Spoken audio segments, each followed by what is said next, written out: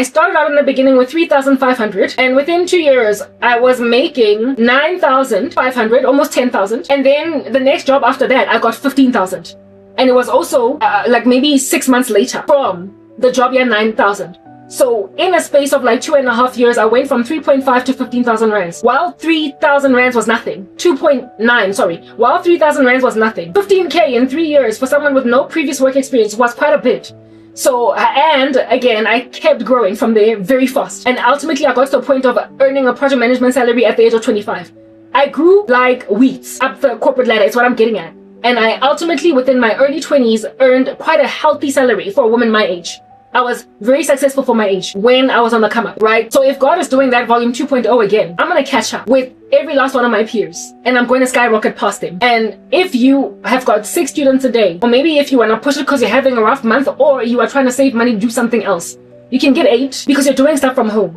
But don't overexert yourself now, because at the end of the day, you don't want to give half of yourself to people, to human beings, right? You don't want to give a fraction of yourself for the sake of making money. So I would keep it at just like 6 students. 7 if I'm pushing it. 8 if I'm feeling greedy, frankly, because if you are now so good at what you do, and the reviews that are underneath your particular profile on Preply are so good that frankly people are just booking you left, right, and center, then on that day you can leave your students that are sitting on $10 an hour on $10 an hour.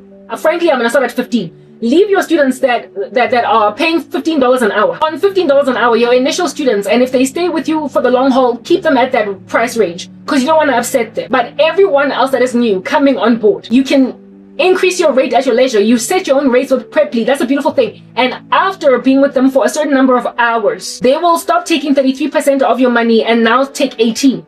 So it also reduces how much money they take from you because you've got more students and you're more prolific. And you can then take your $15 per hour price and quickly move it to $25. You literally make a decision if you want a raise. And with the more students you get, the more you're able to get this raise. So the day's gonna come when I'm earning what I used to earn when I was working at MTN as a project manager. And then the day's gonna come when I'm earning even more than that. Seeing as the most expensive person on Preply that I know of charged $30 an hour, I'm gonna gun for that $30 an hour. I'm gonna gun for that $30 an hour, but I do not want to be greedy. I don't want to be greedy. I don't want to be greedy, right? I just don't want to go way in over my head and make it impossible or hard for certain students to afford me, because at the end of the day, I'm here to help, right? But I do need to make enough money to pay off all my debts. And that is going to be a decent enough salary for me to comfortably from home where I stay with my mom, not only eviscerate my debts within a year, but also pay Wits off and then be feasibly in any position to negotiate with Wits to give me my degree. Even though it's been years since I was there, I can feasibly negotiate with them. And since the Lord showed me that I've got favor here, I'm looking actually on YouTube right now. There was this woman who has posted a video and she says 10 best places to teach English online in 2026 and work from home. And she has put a whole bunch of websites over there, some of the websites of which need you to have a degree. That's what I'm getting at. So Preply, you don't need a degree. Neither do you need one on Cambly and italki, etc. But there are certain other online teaching spaces that need you to have a degree. And over there, your starting rate is literally something like $20 to $25 an hour. And then you go up, up, up. So the day's gonna come when I don't know if I will ever leave Preply, because at the end of the day, if I've got students that need me, I will keep on there. But I will reduce the number of students I have there and move to one where they need you to have a degree so I can indeed increase my earning potential. On that day, then I can succeed to be a digital nomad that will only ever use English as a foreign language teaching in a classroom as something to help me move the country, get out of South Africa. But it won't be my primary source of income. Remember that whatever visa, the E2 whatever visa, E12, I don't know, listen, it's got a number and a letter. Visa in South Korea that enables you to do no other thing but teach English. You like, it's hard even for YouTubers over there, if at all they're not on this particular visa, to with brand deals and everything, to actually have agreed to do brand deals for your YouTube channel, because you are not in South Korea to only be a content creator, an influencer. If that's what you are, that's all you can be, and that's how you're going to make money and contribute to the South Korean economy, pay taxes. It's not impossible for you to be a content creator, because K Explorer is a content creator and it's all that he does, and he's got a visa for that. But he can never then decide that he wants to teach English right next to his YouTube channel. He can only do his YouTube channel. But I mean, I told you that God has given me a love, hasn't he? I never used to have it, but now that I'm walking in it, now that I'm interacting with it, I'm excited for it.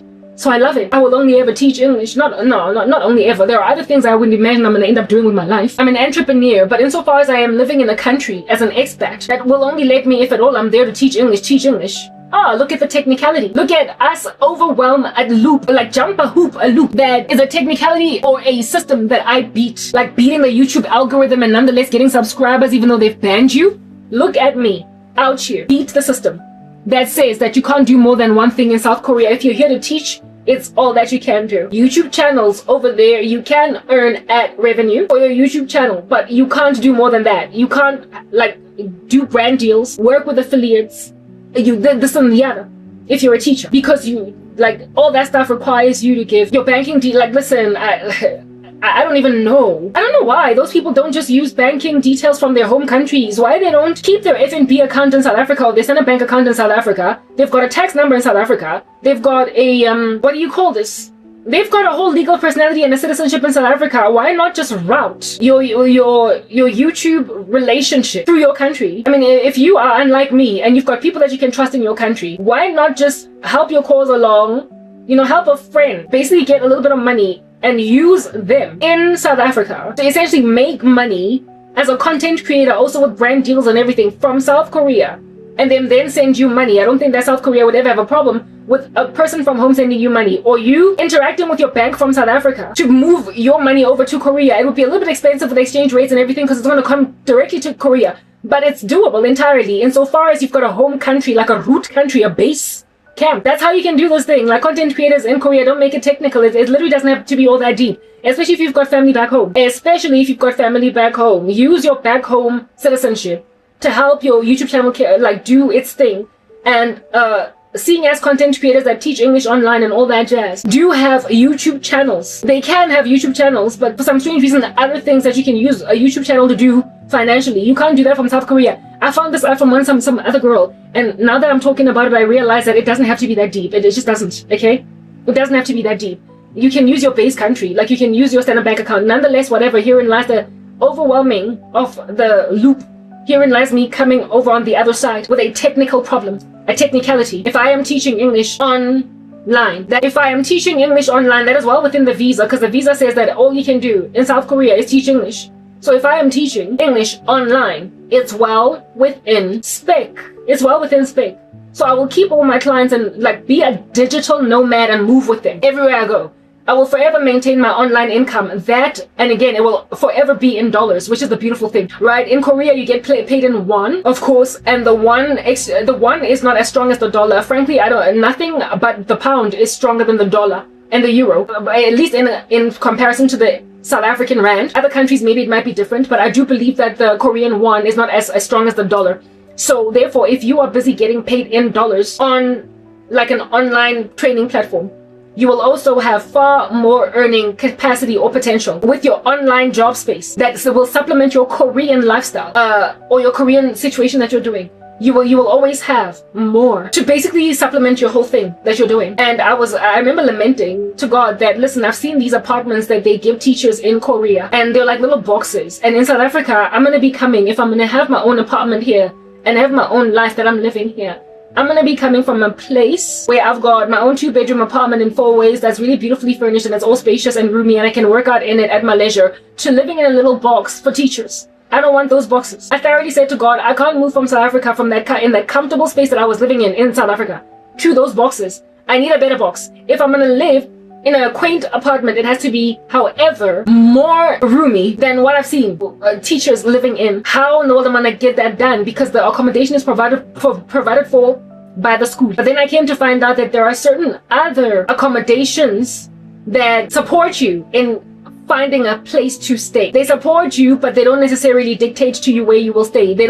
It's not preparation, it's not accommodation that is given you by the school, but it is subsidized, or you are given a budget by the school within which to get an apartment. And with this budget, you can then have your own place to stay. So if you end up being assisted to find an apartment in Korea by your school, and this here apartment that you choose is roomier, bigger, maybe 2-bedroomed, or even if it's 1 bedroom, it's roomy enough. You will pay a little bit more than what your school is subsidizing for that apartment. But if you've got your own, or if you're already a digital nomad earning dollars from home, South Africa, on that day you are supplementing your core income with the teaching job in Korea, as opposed to the teaching job in Korea being supplemented with your core income. I say that because at the end of the day, I am not trying to teach English as a foreign language in another country for the reason of gaining experience in this field so that I can become a lingering employee in this field. I am using it to leave South Africa. It's a stepping stone. So therefore, seeing as I am using it to leave South Africa and it's a stepping stone, I want to try and see if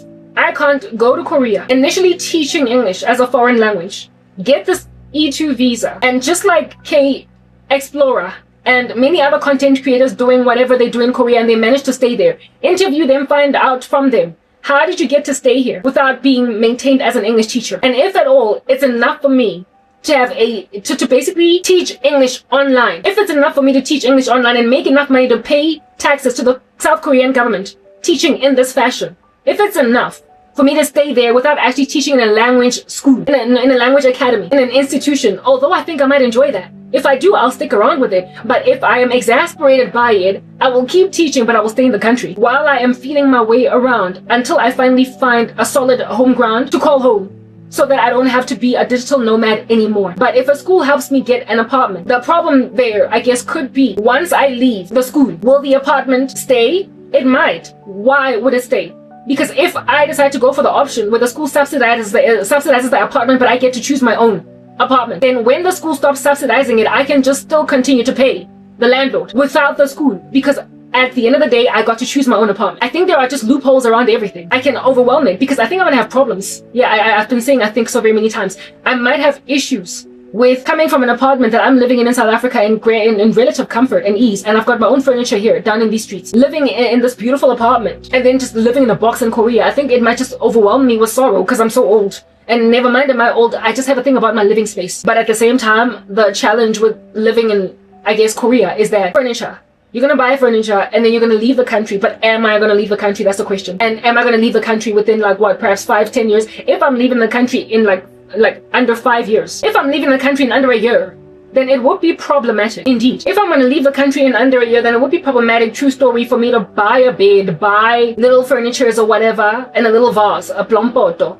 Might be problematic. But if I'm gonna stay there for like about 5 years, then listen, when I then leave, I guess I will sell the pot plant, I will sell the couch, I will sell the whatever. But I don't know. God knows how I am. I don't know how I feel about sleeping on a bed that some other teacher was sleeping on, sweating in it for months. I don't know how I feel about living in an apartment where some other teacher just sat her buttock down farting on a couch for months. It's like visiting a person at their own house. Everybody knows how hard it is to sleep anywhere other than home. Even though that person at whose apartment you're sleeping or house is a relatively clean person, but you have to think about your own things. I don't know how I feel about warming food in a microwave that belongs to someone else. I don't know, or that was somebody else's. I don't know how I feel about putting my food in a refrigerator that once was somebody else's, with their fingerprints and whatever it is that might have been their etiquette. I mean, there are all these horror stories of these people out here cleaning mold from walls because of just ill keeping by the previous tenant in that space. When tenants move out, all that you ought to be dealing with is perhaps repainting walls and whatnot, but you shouldn't also be dealing with sitting on their fart. I'm sorry. And I've got my own furniture and I have my own way about my own things. I have an etiquette principle and I won't conquer it. It's gonna depress me to live somewhere where this here is just not catered to. So therefore I need my own furniture. Enough for me to be willing to live in a house in the beginning that only has a bed. Over time, it'll have a pot plant, it'll have a coffee table, and it'll have a TV. In the beginning, I can thoroughly watch television from my laptop or my computer. I don't need to have a fully furnished house, but I also don't want to be sleeping on anybody else's bed. I just can't. Especially considering these other people are not my husband. So I can't take all your sweat, right? Maybe even your urine, I don't know. Like, listen, no. You understand what I'm saying? Absolutely not. God knows these things about me. and I took them all to him. I was like, how am I going to live in Korea in an apartment that is not going to make me feel like gagging on the first night? I struggle, Lord. Bed linen, all that jazz. Only way that this here can be feasible is if I have so much money saved up that I can afford, and as soon as I get to the country, to live in the first week in a bed and breakfast or a hotel while I go shopping for my bed. I believe Korean apartments automatically come with a washing machine. In South Africa, they also have new established developments that have that as a thing. I know the what do you call this place? Baldwin Group. Some of the units there are sold with a washing machine and a dryer, right? So that's like a whole thing. A stove is of course like just a generally expected thing. But I'm a baker, and I would love, seeing as I'm going to be living by myself, I'm going to want to bake, right? But I saw in one of the videos that the apartments over there, the smaller ones, they have indeed a place on which to cook, like a hot plate, but there's no oven. And I was like, listen, I can't live in a place that doesn't have an oven. In South Africa, everything has an oven. Every house has an oven, even like a small little skotwenki that you're living in, like that's a new development for like students in university, has an oven. I need an oven because I love to bake. And in Korea, I don't think I can sell my baked goods because I can't do anything else but be an English teacher. But I want to cultivate the craft of baking bakery level type goods to a point where I can sell cinnamon rolls at a farmer's market in some country that I'm going to finally be a resident in. A permanent resident transferred over into, what do you call this thing?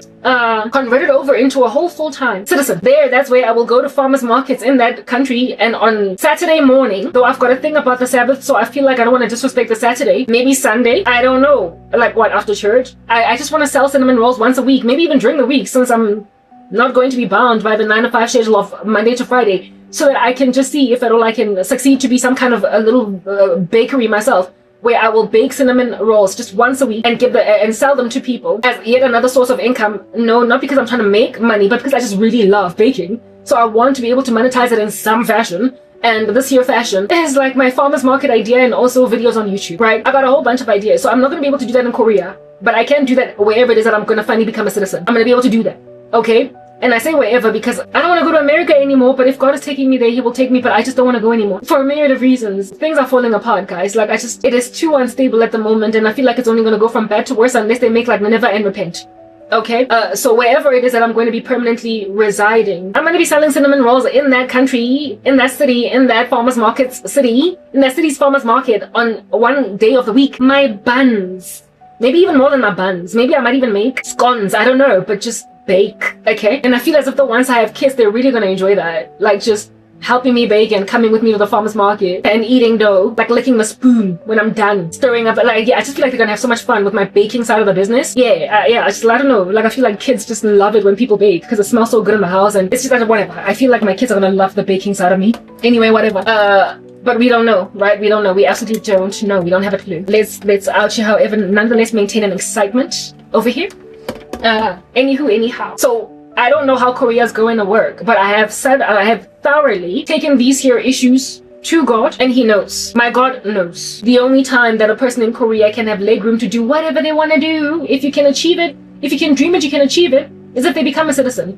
And the only way to become a citizen in Korea is to marry a Korean. And I don't really have hope concerning that, right? So I can't just be, I can't be whatever I want to be there. I can't. The nation has got very tight immigration laws.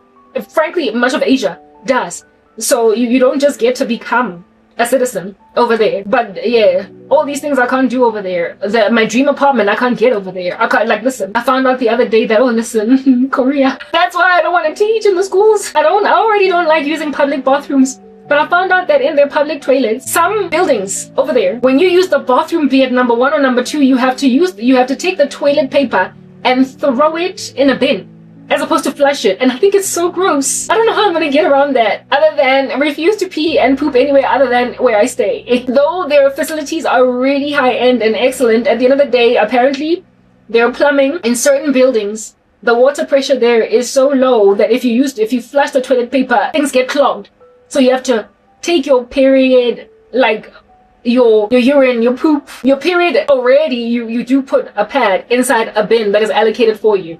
But your poop and your urine, that's if you use a pad. But imagine, listen, I don't even want to it's overshared, too much information, right? TMI. But imagine a tampon, like taking a tampon out, and instead of just letting it flush down the toilet, you have to put it in a tissue and throw it in a bin. So I don't want to see that. I don't want to see that.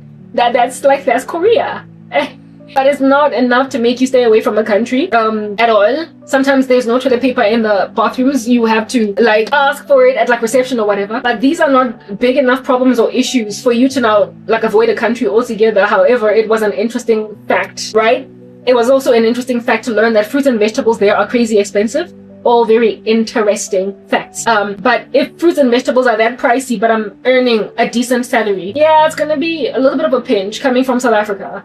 Just spend a copious, like just a violent amount of money just for like some apples. But if money ain't a thing, I guess ain't no need to complain, right? That you're buying fruit for a crazy amount of money. Just be grateful that God gave you the ability to be able to buy expensive fruit. Because for years you had no money, okay? Just be grateful and stop lamenting. Don't grumble. Just don't grumble. Like, be grateful. Anyway, yeah. But how is anything ever gonna get there? And at what point am I gonna go to Japan and then China? Or China and then Japan? Listen, I don't want to be all over the show, but if that's where God is taking me, then that's where I will go. How am I ever going to get entry into, in particular, first country of mention is Korea? How am I going to get there? I have to get my degree. How am I going to get my degree? I have to first get to the point where I've paid Wits every cent I owe them, and then see if I can knock on their door and ask them, listen, we need to talk. I want my degree. I've gone through hell for a minute. I studied with you, and you can see that I studied with you for a minute. You have got power to change whatever you want to change on the system.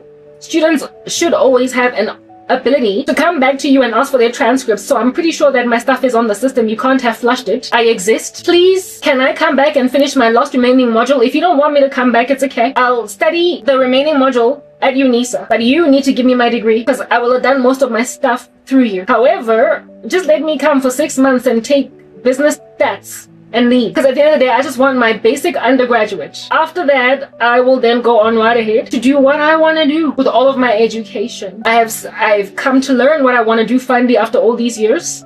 In order for me to do it, I need a degree. Give it to me, please. I've paid you back and I'm willing to pay you for the remaining course that you might give me my degree. And I guess let's celebrate because then I'll graduate at all these ages, at this 40 age, at all this age of 40 something that I am. I missed a bunch of 21-year-olds. It's okay. I'll throw my hat in the sky with some 21-year-olds. Then let me go to Korea afterwards because I gotta leave the country. Of course, I won't say it in so many words, but I am going to negotiate with Vince. And according to the Lord, he told me favor, favor, favor. So if the Lord told me favor, favor, favor, likely what he's saying is that you're gonna go to Vince, you're gonna knock on the door, and they're gonna give you favor. Well, it's going to be gazed upon as, listen, where you been all this time, and why have you owed us all this money? But they're probably gonna just let you take your degree, baby, because after all, did you not finish it? Did you not study it all? You literally studied it all. You can't let all this money go down the drain. I feel as if though while they might have rules and be pedantic, because COVID, if you don't finish your degree within a certain amount of years, they just start you from scratch, or they delete it, they expunge it, if you will, like a record for a criminal. But they gotta keep the transcripts online because apparently, if you've studied even up to second year, according to some spaces, that's enough for you to be viable for a job. So they can't get rid of my academic transcript because of the fact that I didn't finish my degree. They can only do a fake expunging, but even then, that's something that a system administrator can overrule. And since the Lord showed me that I'm going to gain favor, it means that Wits will either let me finish my last course under the BCom or just give me the BA. But whatever they do, I have to get my degree. I have to get my degree because I can't go to South Korea without it. And if God has shown me that I'm going to South Korea, it must mean that he has already gone before where Wits is concerned. But I can't do anything with Wits unless I pay them off. Not that I was trying to leave them without paying them. I was going to pay off all my debts, but I thought that I would have to fight Wits almost like in a court for my degree because of what in the world happened at the time of even what happened. But according to the Lord, it's going to be a gentleman's agreement that is going to award me favor. Because why are you so unreasonable as to deny me my degree when I have studied it all the way to the end? Why? Why would you deny it to me? I did the time and I paid the fees. Give me my degree. At this point, I owe interest. I'm likely on the credit bureau, but all I need to do is just pay Wits back. And after paying them back, I can negotiate. So out of all the places that I owe a cool million, well, I don't owe a million. Listen, I don't owe that much debt, but I am on the credit bureau. I have made a decision that the first place I'm going to pay. I've made a decision that the first place I'm going to pay back is Wits University so that I can negotiate to get my degree, and then everything else I'm going to pay after that. So first Wits and then FNB. Yeah, I think so. FNB. I owe FNB. I'm going to have to go to the credit bureau to find out who I owe and then pay them back. I won't really care if the credit bureau removes me from the credit bureau because I'm not going to stay in South Africa, but I definitely don't want to owe anyone anything. And the first place that I'm going to pay back is FITS. Not back, just pay at all, because I studied through them. That final year, I'm going to pay them for those modules, for those fees. Okay, of course with interest. And then once I have my degree, it's not going to take me 3 years, maybe 6 months to do business stats, but definitely not 3 years. So therefore, it is entirely feasible for me to, remember, like in my old video, perhaps it was prophetic. I said that you might hear from me again only after 1 year. Perhaps it was prophetic. Perhaps it was prophetic. Because if at all this here strategy with WITS works, I will have my degree within 1 year. Because the stats course is a 6-month course that you do either in the first 6 months of the year or in the second 6 months of the year. But if you're doing it full time, not full time but part time, if you're doing it part time, you must do it over a year. I wouldn't register if they let me come back to study at the university. I would not do stats part time over a year. I'm not going to stick around at WITS for a year. I would put myself as uncomfortably as I will be amidst 19-year-olds in lectures at WITS full-time. I will go 2 or 3, how many times a week do they do stats? I will go to lectures uncomfortably. I mean, I work online from home. I will go to Braamfontein and I will sit in lectures with kids that won't even know that I'm 40-something. Listen, I don't look my age. I'll just look like them, right? I will sit in lectures with students that I look like, but that I'm so much older than, that I am like, frankly, the age of a mother too. I will go to the lectures, sit with these young ones, learn, go home, learn, go home, write essays, not essays, you don't have essays, it's statistics. Do tests, do tests, and then do my final exam after 6 months, and then get my stats. And once I have my stats, I have my degree. I'm not studying anything else. I don't need to. I'm not confused anymore, like I used to be back in the day. I don't want any other extra thing. I'm not gonna just stick around in school. And then once I have my degree, I'll make my decision what I want to do for honors, if I want to do honors, if I want to do an MBA, if I want to do this, if I want to do the other. Because I love to study, so I'm always going to study. But remember, I said that this English thing, I'm really loving it. So I don't know what I may very potentially major in. Not major, but supplement my education with. Like, I don't know. I did also say in my other video that I want to do management consulting. Hey, there's so many things I want to do, but listen, I'm only one human being, okay? So perhaps maybe I would get a business postgraduate qualification. Through which institution, I don't know, but I'm not staying in South Africa. So I might get, like I said, maybe an MBA and honors, I don't know. I might use some other school with my WITS degree to try and apply for like a master's level program, or not masters, but hey, there's some countries that don't have honors, but they do have masters, right? At another university in another country where I will attend full-time. I don't know, because full-time studies is not really full-time now, are they? When you're like a digital nomad. So if I then can get like a student visa in some other country, it's okay. Because as a student, I will always be a working student. Like, I will never ever be truly full-time, even if I am full-time. Like, going on campuses and actually studying, I will never ever be truly full-time, because I will always make money through teaching English online. And of course, hopefully, God will give me grace to have a YouTube channel that is monetized, because I will have escaped this crazy monster at YouTube. So that's going to pay my fees and enable me to attend lectures and get my master's through a university in another country, where I don't know which country. I can't tell you. It obviously has to be in a country that teaches in English, because listen, we're not trying to be experimental with any other language, so it would have to be like the US or the UK. Where else do they teach in English? I don't want to come back to South Africa. I don't want to come back to South Africa. Where else do they teach? Where else are there universities that teach in English? Australia? Yeah, anywhere other than South Africa. I'll go and do my postgraduate. I will, of course, whatever it takes to qualify for it, whatever little examinations for entry I must do, I will do them. But in terms of the whole English thing, I really love this thing. I just don't know how to factor it in, given that I also want to do management consulting. I also want to consult. I also want to be a consultant in this capacity, help businesses fix their lives that are on the precipice of death, because I'm good at stuff like that. But at the same time, I love English. But with English, I feel like that's always going to be a YouTube channel. Whereas things like helping businesses fix their lives. How in the world do I even get clients when I don't even have too much of a track record on my CV? Doesn't matter. I'm excellent. I'll find a way to have a management consulting firm. And even then, for what country, I don't know. Hey, for what country, I don't know. Like, what nation does not want a really excellent fixer for companies that are falling apart? What country? Like, listen, you all are going to want me, don't you? France? Hey, do you not want me over there, UK? Don't you want me over there, Portugal? I mean, do you not need some businesses that need resuscitation or what? I'm good at stuff like that. And if you take me, because I speak English, you can't lose. Anyway, if you take me, even though I don't speak Portuguese, you ain't gonna lose. You ain't gonna lose. No, you're not gonna. I'm good at everything I do. Anyway, whatever. That's like a whole dream, and I don't know if it's ever gonna come to pass. But God knows that I want to have a management consulting firm. I don't know how in the world that's even gonna happen, but I want one because I want to help.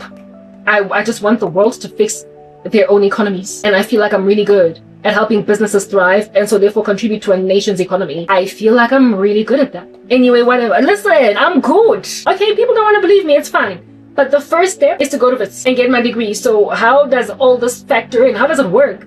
Evidently, with me first teaching English online from here at home, build my following, get my rave reviews, and have enough money to have my own apartment finally, live by myself, take out my furniture from my uncle's garage, use whichever of it is salvageable and buy myself new stuff if I need it, and live in South Africa for 1 more year and then leave. Not so much to teach English in South Korea, but it's the only way I'm getting in. I will continue to do what I am doing, what I do in South Africa, in Korea, and that's why I'm going to end up with an apartment that is better than that of teachers in Korea. Because while I will be teaching, because it's the only way I can stay in the country, I will, however, be making a whole chunk of my own money, Also, all these people that I listened to who went to Korea, some of them were asked, how much money must you save up in order to live in Korea? And then this one American chick was like, I saved up $20,000, and this other one was like, I saved this, I saved that. And I was like, why would you want to save all that money in order for you to move to Korea?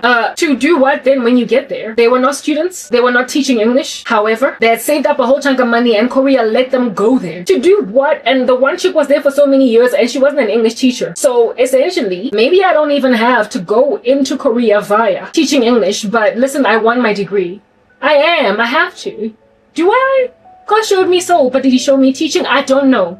But I feel like I'm gonna teach. I want to. It's not that it's not that I don't want it. I want to. I want to do it. I do want to do it. I really do. I do want to do it. And it would be great if they would give me grown-ups. I want adults in a night school, but okay, it's fine. I'll take kids if that's what you're offering. But I do want to do it. I really do, because I love to help people. And just seeing somebody improve and grow from strength to strength and their vocabulary increasing and their ability to conversationally speak English, for you to just watch them flourish and burgeon and blossom like a flower. That is, I think, something that could really warm my heart, you know? So I do want to do it. I just am very, very trepidatious about all the other things that people talk about in Korea that are problematic, but every nation has its own problems, and every country that has got a crazy facet of it ultimately gets corrected over time. And I spoke about how in Korea, the day must necessarily have arrived. There's no way it's not coming. They might as well plan for it, where they're going to be more diverse than they are today, because their kids are not going to stay in the country marrying each other. Some of them are going to take black brides. Some of them are going to take white brides. Some of them are going to take Indian brides. Some of them are going to take Colombian brides. And the country is, as a result of that, going to diversify. So they might as well just plan for all that diversity at some point, though today they are a homogenous society. They might as well just start planning for it. Okay, so whatever crazies that it might walk in today, it will at some point just stop walking in that crazy fashion. Therefore, while it might stink to be stared at in a train, it's not a metro. We don't know what's going on over there.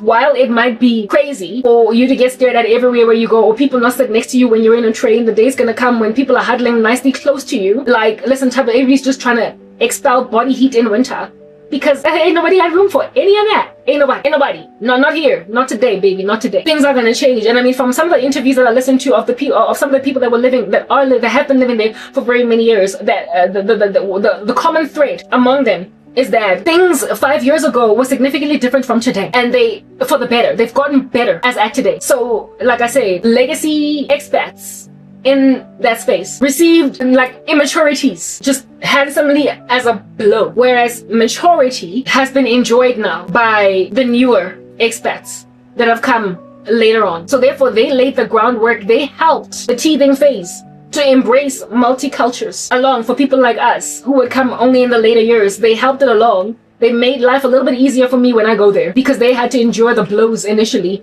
that now had to be call this overcome. So yeah, no, I'm not really scared. The ground has been laid for me. The table has been prepared. And there's also this like huge celebrity that is a black man in Korea that once lamented on a public platform about some racism that he endured. And all of Korea was listening in, and the reaction was basically horror and shock, and it's stuff like that that essentially, like I said, has lain on the ground for me, for people like me. So while I might have some fears, I feel like they're unfounded. There's no need. But I am going to Korea. I don't know how. I do know. I'm speculating. So all I can do right now is just finish my TEFL assignment. You see, now I have juice and gumption. Now I'm excited. Now I can push. Now I can finish my first assignment. And so therefore start to make money so I can pay my fees off at WITS, get my degree, and go to the country that I want to go to. The situation was so dire that I was like, okay, maybe I should go to Thailand because I want to leave the country. I was so sad. I was like, God, I can't stay in South Africa. I gotta leave. I was like, maybe I'll go to Cambodia. And God was like, but I said Korea. And I was like, but how, God? And I've explained how now. All the things he's been telling me, I was able to put them together in a puzzle that has been now formulated and put together on the ground as an understandable piece of art. Whereas I've been getting nitbits and dribs and drabs. And the only way that I can put stuff together in a way that makes sense, y'all, only way is when I come here and talk. So that's why I can just linger for hours and hours and hours just rapping on. This here space helps me finally find my true north. It gives me understanding. It is a space where, because I'm sharing my testimony, God gives me understanding. So that's what in the world and the heaven is going to happen, but nobody's going to find out until I'm in Korea, how this whole process unfolded. Now I have been given encouragement to keep pushing, because I was just stuck, stranded, struggling to do my assignment. Because I was like, why am I like investing so much energy to just get this TEFL certificate and just like grind like a dog? Only for me to just, I don't even need it in order to teach on Preply. What is this assignment for? It's giving me understanding, knowledge, and what do you call this thing? It's giving me knowledge and understanding and jargon on my tongue that I quite respect. It's changing the way that I speak English. Do you understand what I'm saying? So I love it, but it also has introduced me to a world of a new vocation that I never would have interrogated unless I was put in such attrition that I had no other thing but try something out that I historically never looked at before, because what else do I have as an option? And look at it turn out to be so fruitful, pertaining, encouraging me. I love it. And I intend to make out of it a career somehow in the future. And look at me, how old am I? I'm 41, I'm turning 42. So everyone that, when I was out on a limb crying, over that, well, I wasn't really crying, but I was mournful enough. I was despaired enough to be at the precipice of at the precipice of such tears as those over the ageism of Korea, and that I'm 40-something years old. And God said to me, Moses commenced his ministry at 80. You're like half his age. What's going on over there? Rabo, stop fretting and fronting. That's the beauty about the vantage point of Christianity. That's the glory about being in Christ. Everybody else is out here going and teach English in Korea, Thailand, China, Cambodia, Vietnam, wherever. Fresh out of university. And herein lies this chick that has been endured through sorrow for 11 years going on 12. That lost a whole thriving career in corporate South Africa where she was very successful. In that whole loss also happened to endure a collateral damage, losing her degree too. And now at 40, what? I'm like trying to do that which 22-year-old graduates from universities are interrogating. Am I not going to feel like a skogwan? But you see, the Lord was never just trying to make me an English teacher. He was trying to give me my dreams. And here it is that now I can feasibly fathom being a management consultant, running a firm of that nature, helping businesses hopefully across the world to improve themselves, be better.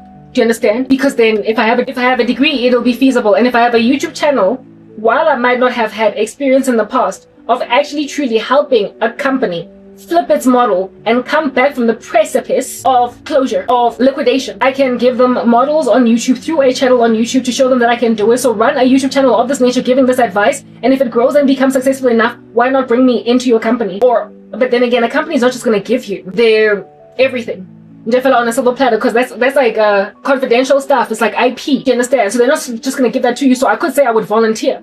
But I mean, really, volunteering is also volunteering to get real sensitive data on a company. They're not just going to give it to me. Therefore, I have to prove myself in some way. And I feel like YouTube is that space where I can prove that I can flip a whole company. Because not only did I start one from scratch, but in myself, I was like a near liquidated organization.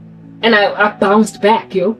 So I can help you do it. That's my dream. These are things that I want to do. And my prayer is that I'm going to be able to do them with my husband. Type establishment thing. Then again, my husband is likely an entrepreneur in himself. He's doing his own thing. I will likely function as the wind beneath his wings, or some kind of helping force when I finally come into his life. But this is the mind that I have as a business. Do you understand what I'm saying? And I feel like I've got good, sound advice for never mind companies, but nations. Because all these people that are sitting on my chest making sure that I'll go nowhere, am I not beneficial for South Africa? But look at how you kicked me out. South Africa, this is what you're losing. You're going to make me a digital nomad until I finally have citizenship in one particular country. You have awarded me an opportunity to study a postgraduate degree overseas. I don't know in what country, but I'm gonna try to do some kind of master's level qualification in another country, because I cannot do it in South Africa. No other reason but the fact that I can't do it here. I'm leaving the country, okay? You will have helped me get a degree that I never thought I would get back, because you gave me the gumption, the volition, and also God confirmed to me that I'm gonna get it back. He did not take my degree away. It was something that I wanted with all my heart, and I worked really hard to get it. I can't be the only person in my family that is not qualified in anything. He only put it on ice. He froze it for over a decade. And then after that decade ended, those 12 years ended, he then gave it back to me. And you're about to see that happen. So all this time where you're calling me a matriculant, I never have been. I am educated. And my ministry is evidence that I'm very educated in very many fields, very many respects, disciplines. As I'm busy studying this course, TEFL, and looking for online resources, I happened upon something that I clicked on just to refresh my memory, because it reminded me of varsity, because I could recognize it. That's how, and the thing that I recognized was Piaget's phases of childhood development. The ones that I know really well are those of Freud, his psychosexual stages of childhood development, but are around the same time when I was studying Freud's theories of childhood development, I was also studying Piaget's. And when I went into that YouTube channel just to refresh my memory, I was like, people took away all this from me. People also took away my ability or my intrigue to basically refresh university knowledge. Now that I'm in a new space and I need to recover from memory what I learned before by revision, I revised Piaget's theories of childhood development because I saw it on YouTube. I clicked on it. It was only a 6-minute video, so it didn't have too much detail. But I remember being like, I forgot so much of this, because after studying the stuff, it was just put at the back burner for 11 years going on 12. And now I have to refresh myself by reminding myself what I once learned, because we don't retain all knowledge and unless we continue practicing, training, and consuming it and revising. We're not going to remember. Stuff just flees from memory unless you keep on consolidating your understanding by revision. But what incentive do I have to revise what I studied when I have no vocation, when I have no industry, when I have no job, when I have no purpose, no place wherein to go, everywhere to lodge my body that I might be influential in that space? What subject matter expertise am I going to use of all of the stuff that I learned in order to be an economically viable citizen of some country, when you have refused me an ability to be able to live anywhere? South Africa, that's who you lost, okay? Making me out to look like a matriculant because you love your witchcraft. It is so ubiquitously occurring, like I said earlier, God using that light-hearted joke in this very dire matter. You are as ubiquitously occurring in your practice of sorcery as the schwa sound in the English language, like umbrella. Yeah, you are as ubiquitously occurring as that in your practice of sorcery. When you're that defeatist and when you're that demonic, where all you do is steal, kill, and destroy, you will steal from your own citizens, you will kill them, and you will destroy their futures. And if at all you can't even love a South African, what are you going to do with a Ghanaian, a Nigerian? What are you going to do with a Mozambican, a Namibian? What are you going to do with a Congolese? You can't even make friends out of other African countries because you're so xenophobic. But why are you xenophobic? Why are you so xenophobic? South Africa. Okay, so I have some compassion on you. These foreigners, they have indeed gotten some of your jobs, and that is problematic. But can we discuss why they have your jobs? You're not willing to work like they do. I have studied with African foreigners, and it was the Tinashes from Zimbabwe that always slayed us in economics and computer science, because we just didn't study long enough in the libraries, not because we didn't have the capacity to study, but because we were lazy. I have attended lectures with the Congolese. Like I had a best buddy guy that was Congolese, and work ethic